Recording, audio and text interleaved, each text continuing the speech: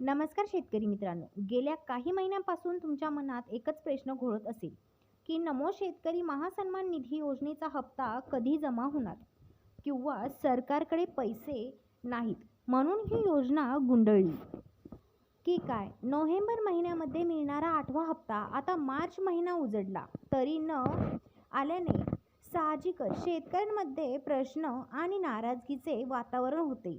पण आता काळजीचे कारण नाही.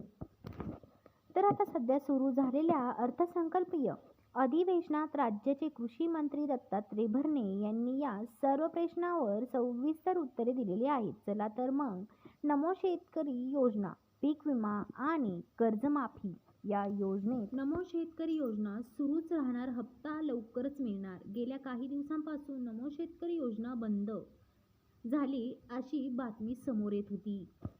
पडल्याच्या अनेक अफवा पसरत होत्या. मात्र विधान परिषदेमध्ये बोलताना कृषी मंत्र्यांनी स्पष्ट केले आहे की योजना अजिबात बंद झालेल्या नाही. पीएम किसान चर्चा योजना सुरूच राहणार आहे. योजनेचा 8वा हप्ता थकीत असून तो लवकरात लवकर शेतकऱ्यांच्या खात्यात जमा केला जाईल अशी ग्वाही त्यांनी दिलेली आहे.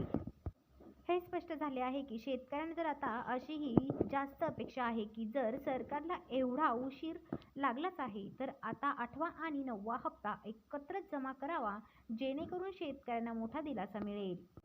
योजनेत असे बदल करण्यात आलेले आहे की आता पीक विमा कंपन्यांना जास्त नफा लाटता येणार नाही.